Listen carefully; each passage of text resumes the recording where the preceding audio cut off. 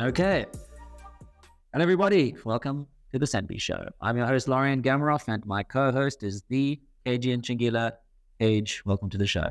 So, Ms. G, how are you? I'm good, thanks. Yeah? No, I'm very good. Good. We got a bit of a different setup today because we've got some mics being worked on. Yeah. So hopefully the sound is good. Hopefully at least the content gets delivered. Yeah. It's another day of talking about Centbee and blockchain and Bitcoin and all those important things. Yeah. I mean, we have to, regardless of the challenges. Yeah. You got to get a show out there, because, I feel like it's a responsibility we have, It is a responsibility. You're right. I mean, if we want the space to succeed, and we love blockchain, and we love Bitcoin. Yeah. We hate crypto, but we want this to succeed. Yeah. We want people to be able to use Bitcoin the way Satoshi wanted it to be used, to be able to reduce the cost of things. Yeah. And if we are going to be successful in realizing that world, we can't just sit back and wait for it all to happen. Yeah. It just seems that, for the last 10 years, we've needed soldiers to be able to fight for Satoshi, because the story has been lost in the folds of time, the history has just lost to people of what Satoshi was trying to get done here. And we can't just build a product and hope that it all works out. One of our important roles here is to educate people about what this space is all about. Yeah. So I think we're going to continue doing this. We're going to pick subjects that we think that people have become misled by or misunderstand. Yeah. And we're going to try and enlighten people and explain what it's all about. We've been involved in this space for a long time. You and me, Kage, way back in the very beginning of Bitcoin, back in 2010. Very beginning, Mr. G, because I remember the early days, we were still clueless ourselves. Yes. But we were more intrigued by the technology itself, hence, 10 years later, we're still around, trying to also spread the true message about what the technology can do. Yes, that's our responsibility. So we're going to keep on doing this. Every week, we tackle a particular subject. Last week we did... Last week. What was last week's show? Oh, it was about store of value. Geez, yeah, actually my entire digital mold. Digital mold. Yeah. Yes, it's quite a long episode, surprisingly. Yeah. But, we wanted to tackle this idea of digital gold and what a scam that is. And so I can't believe we got 50 minutes worth of the show out of digital gold, but at least it just really says it all. And if you want to understand our feelings around this notion of digital gold, then go check out the Digital Mold show. And we really go into depth about what does it mean for something to be valuable versus having a price. What does it mean to be a store of value? Yeah. Because these are the words that people use when it comes to BTC. Yeah. They say it's a digital gold, it's a store of value. Yeah. So we went really in depth on why we think that story is just not true. Yeah. And today we want to tackle this idea of DeFi. Yeah. But before we do that, we've got at least an announcement for our Android users. Oh, yeah. Hey, Ms. G, I'm excited actually because, for previous shows, we've been mentioning our latest feature for ChatPay, which is the split payments. Yes, so at least chats. Yeah, and group chats. But at least now it's finally out. But unfortunately, only to our Android users. Sorry, this week, by the time the show comes out, it'll be available for iOS. Sure. So yeah, guys, remember just to check out the app on the stores. Those who have it, just remember to update. Get to explore our new feature, man, with the group chats and stuff. Also, it's an opportunity for you to plug your friends, yeah. So yeah, just remember to check out the app on the stores, comment, subscribe, show some love. Yeah, you know the drill by now. More money on fire. So yeah, Ms. G, as we're stepping into segment 2 for this week, we spoke about, DeFi. And couple of shows we have like tried to unfold it in terms of what decentralized finance means, but there's traditional finance as well, and we need to sort of like compare. But what is the difference between it and the traditional side of finance? Yes, exactly. So to make sure that we explain the whole idea of DeFi, we need to talk about what is called TradFi, or traditional finance. Yeah. And if you think about financial services, there are a lot of different financial services people use today. Yeah. If you think about insurance, or you think about investments, mortgages and loans, getting credit from banks, payment services, there are a lot of different financial services products that people use today in a traditional way that is contrasted with this idea of blockchain now being able to facilitate those services. Yeah. So if we just think about the traditional financial services system, we already know we use banks. Banks are where we deposit money. And if we want to go get a loan from a bank, we need to be reviewed. They check our credit history. They see what is our exposure to other financial services. They do a whole credit check. Yeah. And based on that, they can then make the decision to give us money. Obviously, there needs to be collateral and that sort of thing. Yeah. So, and same with insurance. If you think about wanting to get insurance, you've got to go to an insurance company. They do an assessment. They check the stuff that you're insuring, making sure that it's insured for the correct amount. And if there is a problem, you then go back to the company, you submit a claim. They do an assessment again. And then if the claim works out, then they pay you out. If you think about payment services, there are a lot of companies out there that facilitate payments. So if you are an online merchant and you want to accept credit cards, you will typically work through a financial services company that offers credit card payments. So there are a lot of different products that people around the world use, that help them do all the things that they need in terms of financial services. So if you need a loan, if you need to make payments, if you need to make an investment, if you want to look at your retirement, there are a whole host of companies out there who offer these products. Yeah. So when we talk about the traditional financial services system, we're talking about the way people use financial services today. There's normally an accountable institution, and they are regulated, and they are offering these financial services. They're complying with all the rules and regulations. And so this is how people have typically used financial services, and there's a whole lot. Yeah. So when we talk about decentralized finance, we're saying, let's see if we can now create the same kinds of products that we are used to today and we depend on today, but in a decentralized way. And when we say a decentralized way today, we are generally talking about on a blockchain. Yeah. Because blockchains are supposed to be all about decentralization. Yeah. And we have covered decentralization before in an episode. Yeah. And decentralization, of course, and we won't get into it now, but is also a very misunderstood term. Big time, yeah. The idea when people use decentralization, they're using it in that crypto sense, where there is no accountable institution, or there are no central authorities, there are no middlemen. Everything is freely available on the blockchain. Anybody can access it, and it doesn't need any human input to be able to offer those services, run and manage those services. Yeah. So we take the idea of traditional financial services, and we then recreate those products on a blockchain, and that means, in theory, we benefit from the efficiencies and the low cost, and also the lack of middlemen that we have to trust, brokers and things, and we can now go ahead and have access to all these financial services products without having to go through the traditional networks and these centralized systems that we are so used to. Yeah. So that's it in a nutshell. We've got traditional financial services, and then we've got decentralized financial services, which are supposed to operate on a blockchain. So yeah, Ms. G, I mean, if we're talking bringing all the like existing services from the traditional finance system. We're trying to sort of like bring it to the DeFi side of things. Like, how is that going to work on the blockchain, like a loan or insurance, for instance? Right.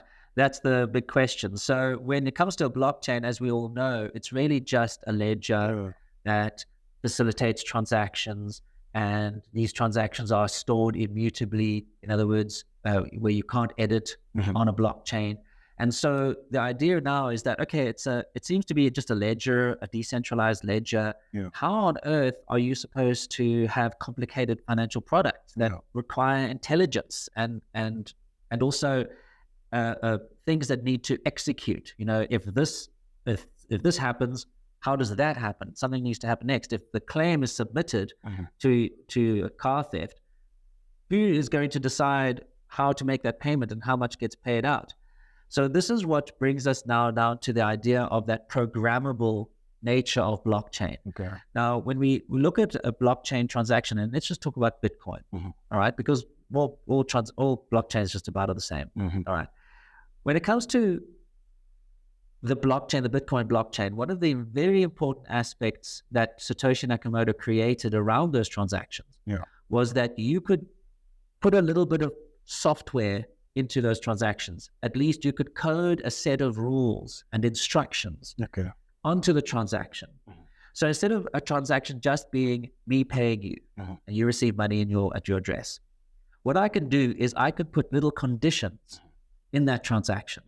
I can by writing Bitcoin script, which is part of Bitcoin, and was a very important part about why Satoshi, how he thought about extensibility, because when he created Bitcoin, he wanted Bitcoin to be used for all sorts of things, not just for payments. And so to make Bitcoin flexible, he created a Bitcoin scripting language, which is a very simple language where you could put conditions and functions and things into the transaction. And depending on what happens next, those conditions and those little bits of logic can be executed. So that is what we now call a smart contract on Bitcoin and blockchain. A smart contract is really just a little bit of code with a set of rules. And if any conditions are met, for example, if there is some bit of information, like there's a weather event or something, then the code in that smart contract can execute accordingly. So people are looking at this smart contract, at least this scripting language. They've given it the name smart contract. And I'm going to get into why it's a bad term for this idea. But really, all it is at the end of the day is just a little bit of code that you can put into a transaction, and it can then execute depending on what the inputs are in that transaction. And so if we were to think about a situation where we wanted to have some kind of a transaction between us, let's say I wanted to buy a car from you, and you didn't trust that I would give you the money, and I didn't trust that you would give me the car. In a traditional financial system, what we would do is we would find an escrow agent or a middleman, and we'd say, here we go, I'm going to give the middleman the money, and he will then make sure that you give me the car, and if you give me the car, then he will pay you the money. So by having this escrow or this middleman in the middle, we can then put our trust, instead of on each other, we can put it onto the middleman, the trusted middleman. Well, a smart contract, in theory, can act the same way, where if we have a situation like that, where you want to make sure that the money is available, I can go and create a smart contract which deposits the money into that contract, and then this is the whole idea about blockchain, you can go and see that bit of code on the blockchain, and you can see, the money's been deposited. And then you can send me the vehicle, and there can be some kind of way of inputting that event into the contract. And if that event is acknowledged, yes, the car has been delivered, automatically that money will get sent to you.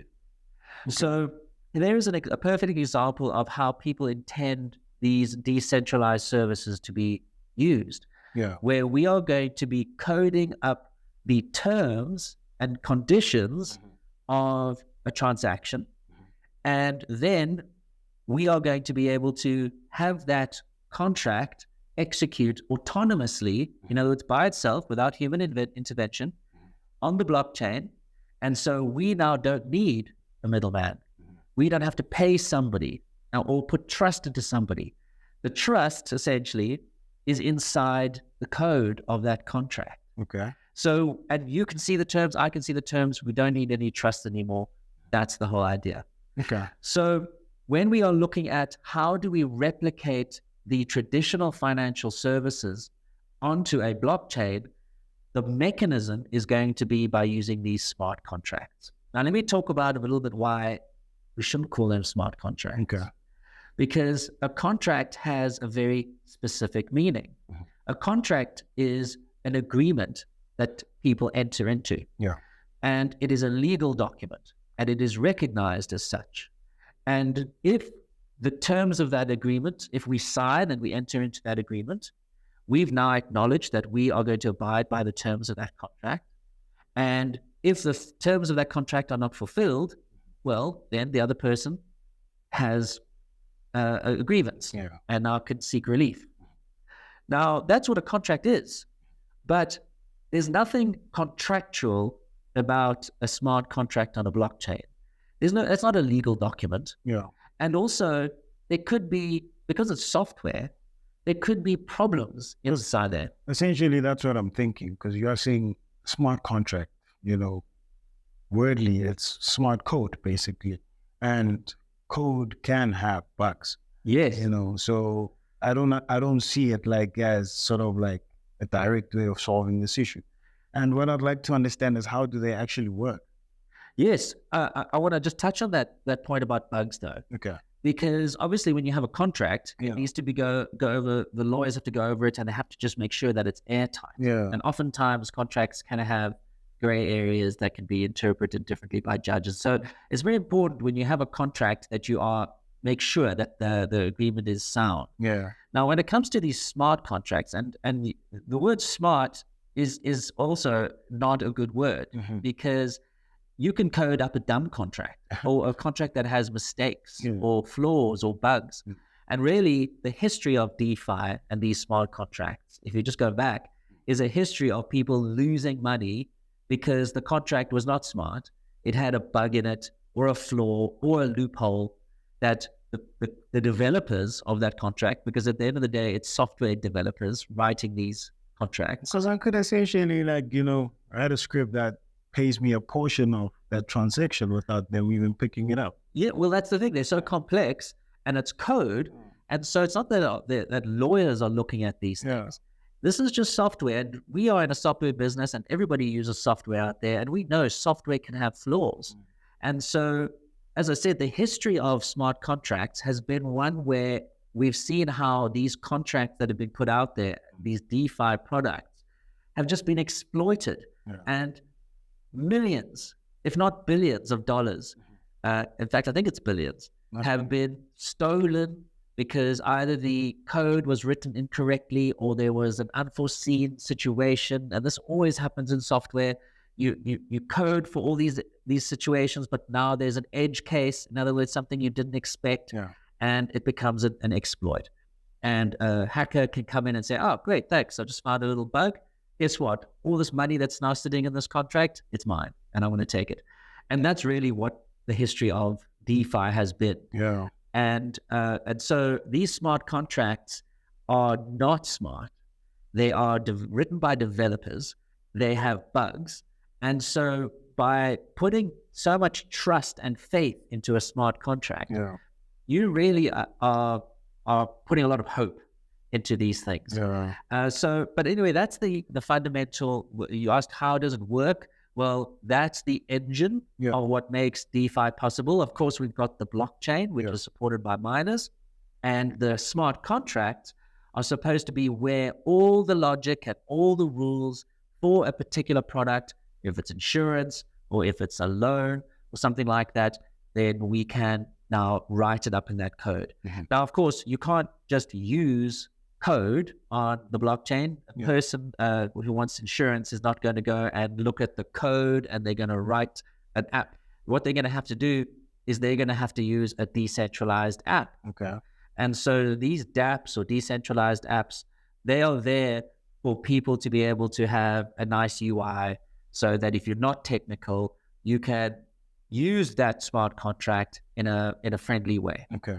So smart contracts on a blockchain combined with decentralized apps, that really consists of all the mechanics around providing a decentralized financial services product. Yeah. Okay. Yeah, cool, Mr. G. So what are the other key services like that we can maybe chat about in the DeFi space? Yes, we touched on insurance and also escrow, where we can have a transaction that has an automated middleman. Yeah. But there are other kinds of products like if you think about loans. Now, typically, if you want to go get a loan from somebody, a bank, let's say you go there to the bank, they check you out, they make sure that you're creditworthy, that you're not blacklisted or bankrupted or anything like that, and you've got a good credit history, and then of course they might require some collateral, and then you'll get your loan. All right. Now that's pretty much how it works in traditional finance. So how does it work in DeFi? Well, the idea of DeFi is that now you don't need a bank who will be checking your credit history and making you jump through hoops in terms of forms and KYC and all that kind of stuff. But the concept here is, imagine a world where you can have now on a global basis people out there in the world who want to earn a little bit of interest from offering their money as a loan. What they can do, thousands of people distributed around the world, doesn't matter where you come from, they can all deposit money into a pool and then create smart contracts for users and people to be able to come in and then have access to that pool of funds as loans. Okay. And typically what would happen there is if let's say you've got crypto, but you don't want to spend your crypto, you rather you want to borrow some money against that crypto. What you could do is you could go deposit that crypto into a smart contract as collateral, and then you can then earn.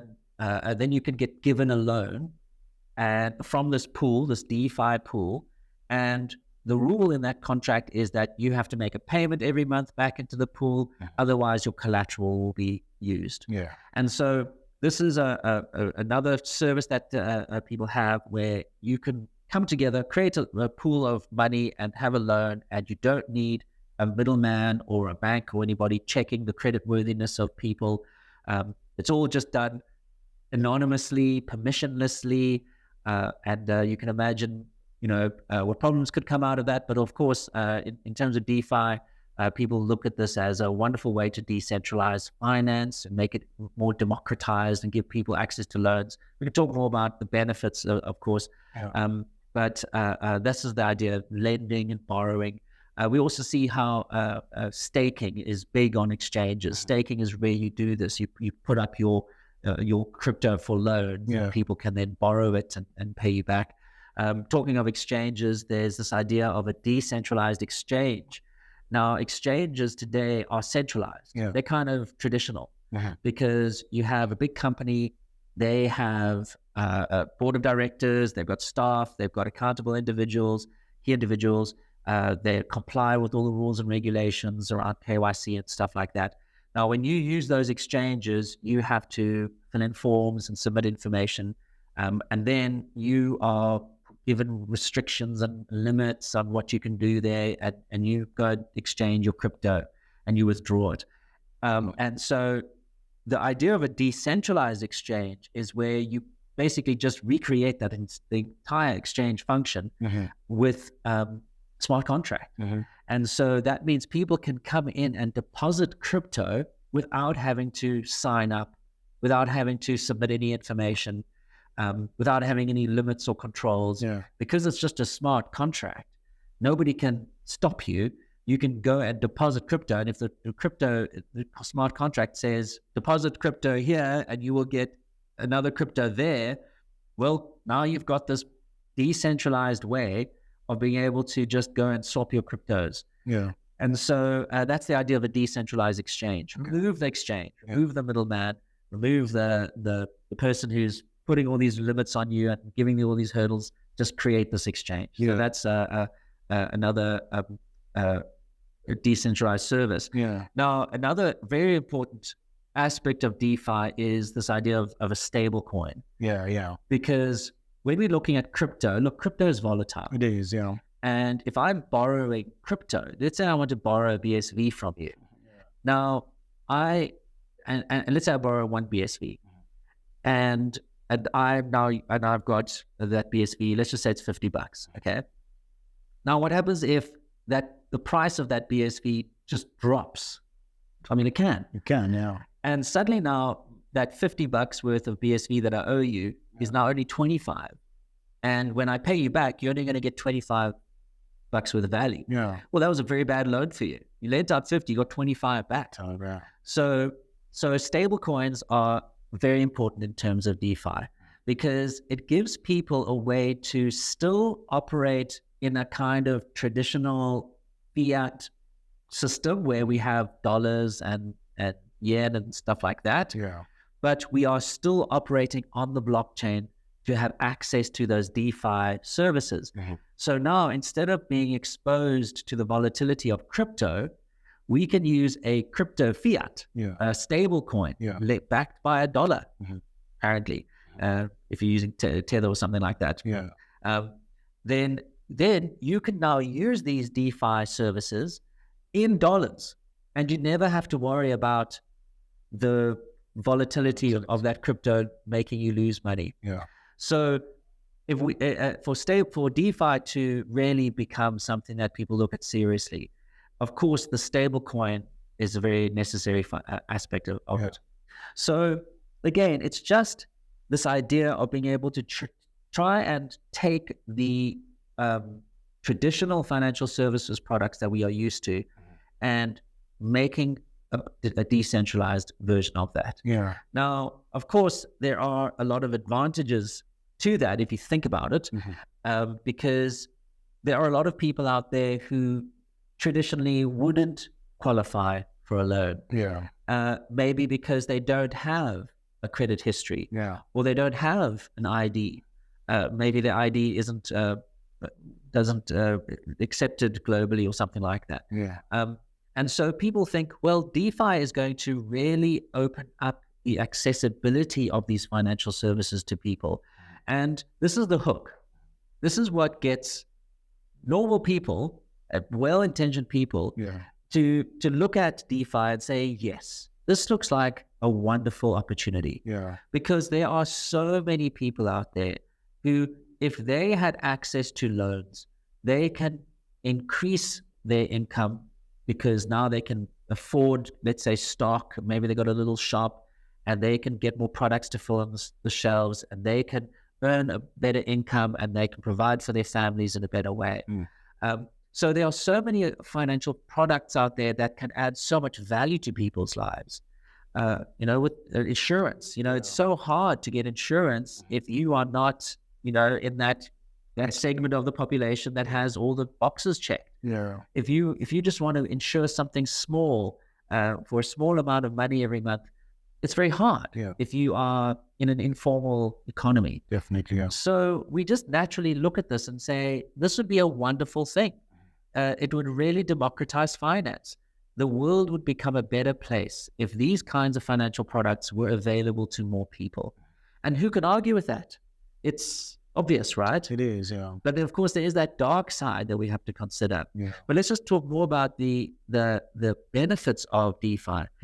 We've talked about how these smart contracts are transparent. Remember, the idea of a blockchain is that it's all out in the open. I'm not talking about the anonymous coins, Monero, and that. They call themselves privacy coins, but they're not privacy. So we've got this transparent system that can be available to anybody. And it just seems like such a wonderful, good thing that we should all be pursuing. But of course, it comes with a whole caveat. So Ms. G, as we talking about the advantages, I feel like one big advantage for this is the reduced cost. Because, you actually eliminate the middleman. So it's more direct, peer-to-peer, which I see like a use case in that sense. But another thing is more the inclusion side of things, the financial inclusion. Because I feel like with the current traditional system there's a lot of hurdles regarding compliance, like just onboarding customers, like we've seen it internally in terms of how users use that product, and there's certain activities that we need to track and be vigilant of, but it becomes unfair to the user because some activities are assumed to be illicit activities, but they are actually, users who are actually moving monies in ways we've never been exposed to. Right. That's so true. Because of the traditional finance and because of these regulations and the compliance measures that we have to put in place, when we have to do anti-money laundering detection, very often there are false positives. When we look at our users, we've just got a kind of check sheet that says, if these things are acceptable, and if you see any of these sorts of things, then put up a red flag. Yeah. And this is financial services all around the world. We're not any different. Yeah. And as you said, it's unfair because sometimes people are using the products, and because it's deemed by the regulator to be a marker of illicit activity, money laundering, then those people get excluded. But it's not necessarily always the case that people are using the product for money laundering. Yeah. It's just how they find it easier to use the product. Maybe they do need to work with family members, and there are some maybe controls, limits around what they can do, so they go and collaborate with their friends because they've got to do something. And of course, when we just have some very basic rules that say, if this, then block that, we have found in our own with our own users that we've unfairly blocked people. Yeah. And so it's just one of those things around compliance where it's very hard to look at each case, because if you've got thousands of users, it's going to cost an enormous amount of time and money to be able to check the case for each person. What are you doing? Are you legit? Are you using Centbee responsibly? So we have to just have general rules. Yeah. And when you've got general rules, you cut out a lot of people. Yeah. Financial inclusion, that was the words you said. Financial inclusion is not just about accessibility, but it's also understanding the specific circumstances of a person's life.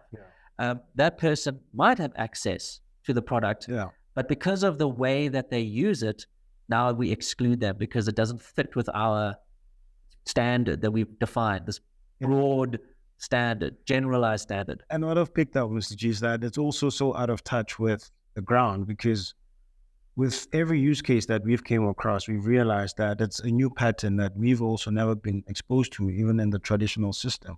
So it's also a learning curve for the regulatory side of things, because now that we have a new way of giving people access to transactions, now there's also new ways of that we can learn that they are moving money instead. Yes, that's 100%.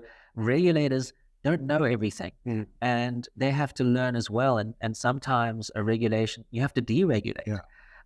In fact, when you look at an economy, when you want an economy to grow and prosper, oftentimes deregulation is one of the steps. Now, of course, we're not talking about eliminating all regulations. We know that there are times when people could use your services and your system for illicit activities and to do more launder money. So we do need to have some kind of responsibility and accountability and checks. But the idea of DeFi is, and this is the vision of DeFi, is to say we don't want any of those checks. We want to make sure that we include everybody and don't exclude anybody. And so that's the kind of naive dream that DeFi proponents have, is that it's better to have a world where everybody's included rather than excluding those people that should be included. So reducing the costs. Now, of course, when we talk about reducing the costs, the only blockchain that you can have low cost is BSV blockchain. The only Yes. Only blockchain I recognize. Right. You're not going to have reduced costs on Ethereum. I mean, the gas fees and that, and don't even think about BTC. Don't even think about using BTC for anything other than hodling. Yeah. But of course, if you have a low cost blockchain, then yes, the idea is that we can now reduce the costs, get rid of the middlemen, reduce the compliance costs, reduce all those costs. And suddenly now we've got this beautiful system that's low cost, inclusive, and anybody can access. And global. Yes, of course, having a global blockchain means now that you can have people providing services to each other across the world. So these are the positive things around DeFi, the idea that you could have a financial service that is much lower cost, that has a lot lower hurdle, a lot lower compliance hurdle to be able to access. And that means we can uplift people around the world economically by giving them access to financial services that they typically didn't have access to before. So there seems to be a lot of positive, a lot of benefit around this decentralized finance. And that's why it's been taken seriously. But we know better because we have a business. And one thing we know for sure is that if you do not have these checks that the regulators impose upon you, then you're not going to have a business. And if you think that regulators are going to be able to tolerate decentralized finance, in fact, the word isn't even tolerate, because remember, they use those words permissionless, unconfiscatable, unstoppable. And the idea here is an extension of crypto. And we've talked about crypto as well many times on the show about how it's a disease. And crypto being this unstoppable system, now if we use crypto in financial services products, I mean, you can just imagine the problems that can happen. I was about to ask, because I'm like, we've mentioned all the positives, but as we're chatting, like a lot of red flags are being picked up, like, okay, with all this being said, for me, the security side of things being the first. Yes. Like, that doesn't make sense to have a system like that where security is compromised. Exactly. Just looking at the nature of the smart contracts and the fact that they are just software written by coders. And I mean, you can make a very simple contract that is impenetrable and completely performs the way you expect. But with the way that these contracts are being created, they are just begging for there to be an exploit in them. I mean, it's impossible practically to eliminate and to think about every possible exploit in those smart contracts. It's impossible. So the first issue, you're right. The first issue is, how can we trust software to be executed flawlessly every single time? And until we can get confidence, then these smart contracts will never be very complicated. They will always be the barest minimum, just about. Does this person have the right keys to be able to spend this? Yes. Okay, fine. That's it. Or not much more than that. So security absolutely is an issue. Cool. And we've spoken about like all these like industries that it can help in, but also one thing I'm picking up is a major issue, and we all know that, the scalability. Yes. Now, scalability, I mean, just look at these blockchains. None of them can scale. Except for BSV.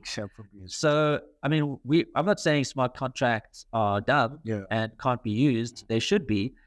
In fact, we always talk about S-Script being this tool that you can use, at least this environment where you can write smart contracts on BSV.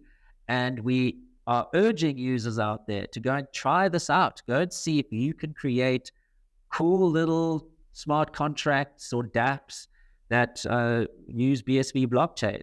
Now, don't think that you can create a decentralized financial services product, because you're going to be opening yourself up to a whole lot of problems. Just to mention that, there was those coin shufflers, those mixed coin mixers, Tornado Cash and Samurai Wallet. We've talked about those, and they got shut down. And the developers of those, they weren't even running the systems. They just wrote the software. They got arrested. So you're going to have to be careful about what you create. Don't create a decentralized financial services product. But look at what other cool things you can do with it. There's plenty more to be done. But of course, BSV is the only scalable blockchain that has a wonderful tool set for you to be able to write smart contracts using TypeScript and JavaScript with their script. So when it comes to BSV, scalability isn't an issue. Yeah, and like I'm saying, if there's going to be any other blockchain, it really has to come into like direct competition with BSV, and there's no other. I see it as the only. Like I've been saying, Yes, but I think I just really want to reiterate this again. Just because it looks like it can be done, it looks like you can create an escrow service or a loan service, and there are companies out there that are already trying this. They're offering insurance, decentralized exchanges. Those businesses are the ones that you can be sure regulators are studying and investigating right now. And anybody who is involved in providing a financial service that you are not, where you are not doing the right, your customer checks, you're not doing anti-money laundering controls, if you are not an accountable institution that is submitting reporting to the regulators, if you don't have a key individual, in other words, a person that the regulators can come to in the business and the blame on if something goes wrong, then your product is not going to ever see the light of day. You might be able to run it in a small way temporarily, but it's just a matter of time before you get hunted down and that service gets shut down. We live in a real world, and for so long, people in crypto have thought, finally, we now have the solution that can be unstoppable and governments can't do anything about. And that means we can create this dream of having a DeFi world with crypto. That is just, and we'll say it a million times on the show, that is a dream. It's a naive dream, and it's going to be something that gets you into a lot of trouble and makes you lose a lot of time and a lot of money. So very important. DeFi, if we just to summarize the whole idea, is on one hand, it seems great that we can create tools and products on a blockchain that can help people. We all want that. But if you don't consider the practical reality of a regulatory environment, and very often a global regulatory environment that has for many, many years, many decades, established a framework for businesses to operate in, where you can offer financial services to people. If you are not complying with those rules, it doesn't matter how cool your product is, how many people you think it can help.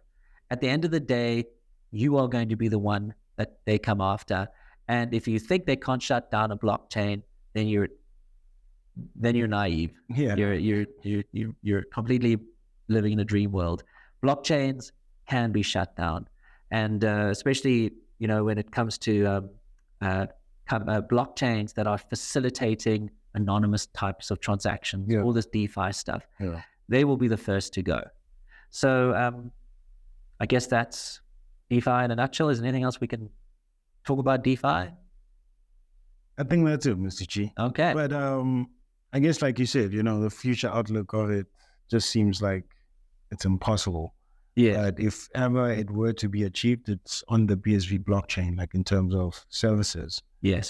So the whole ideology behind the DeFi that BTC is pushing is actually non-existent, like any other idea they push. Yes, it's this crypto mindset. Take crypto, this unstoppable, ungovernable, permissionless, unstoppable, did I say that already? Cryptocurrency, anonymous, hidden, and turn it into digital gold, turn it into financial services product. It's just heading for lose. We're big L. I mean, guys, you heard it from us, man. And every week we repeat the same message. So if you haven't heard from us, you need to be, plug your friends and everyone else, man. This is the true BSV plug. So remember to show some love, subscribe, More money on fire. Cool. So Mr. G, we're going to be stepping into this week's user questions and feedback. Our first one comes from the Real newspaper, one of our regulars. He says, great episode. Love tuning in. Thanks, Real Newspaper. I'm not sure what episode that was, but I think it was the previous. Okay. Yeah, it must have been the previous. Okay. Yeah, our second one comes from Jonas Linden. The question goes, why is Centbee slower than Handcash or Centi? When you transfer BSV from Handcash to Centbees, it's like a minute. When you do it to Centi, it's direct. Okay, so what Centbee is using is a Bitcoin node, and we haven't yet implemented SPV. Okay. SPV is a way that we can receive transactions directly from the other service. Now, when you do that, it means that you receive the transaction directly, and you can immediately update the user's balance on their device. Mm-hmm. Now, what we do is we still have a kind of legacy approach to managing our Bitcoin transactions. We have a Bitcoin node that listens to transactions. Mm-hmm. This is something we are busy migrating away from into SPV. But at the moment, Centbee uses this node, and what it does is it listens for transactions on the blockchain. And if a transaction comes in that's linked to your wallet, then we go and process that. Okay. And so that could be on a kind of batch process level. Every few seconds we do those checks. So if it takes about a minute, that's probably what's happening, is that the transaction is being broadcast to the network. It's then hitting our Bitcoin node. We're then taking that transaction, ingesting it into the system, processing it, checking it out. Who does it belong to? Updating the user records, and then the balance is updated. So that's pretty much why there is that slight delay. Okay. Once we migrate to using simple payment verification, which is what was defined in the Bitcoin white paper, then we will be able to eliminate that whole node infrastructure. It's just because we've been running with it for 10 years. It's a legacy part of our system. We've never had a chance to migrate. But now that SPV and, of course, the Bitcoin Association is producing information and tooling for us to be able to easily migrate to SPV. We're going to be doing that over the coming months. And so users can expect much less time to see their funds in their wallet. Cool. Sure. Thanks, Jonas, for your question, man. So, yeah, Mr. G, I think we've actually come to the end of our show. Okay. Cool. Well, thanks, Kage. Thanks for the DeFi topic. And I hope that the users and the viewers out there, all of you, now get a bit of a better understanding around DeFi. It's a wonderful idea, this idea of being able to democratize finance and make financial services available to the people who have been marginalized and excluded from that. So, in terms of that, of course, we love all technology that can provide more opportunities to people. But unfortunately, DeFi just is leveraging off the crypto ideology. And when it comes to crypto is something that is never going to be tolerated by the guys out there who control our lives in terms of regulations. And even if we don't like those regulations, we can't do anything about them. So by taking crypto, the idea of this encrypted financial token thing, and turning it into a financial services product is just setting you up for failure. There are ways to provide financial services to people in a traditional /blockchain way. And that means that if you are offering these services, you just have to do what all responsible organizations do. And if there's a compliance obligation, you fulfill that. If you have to know your customer, know your customer.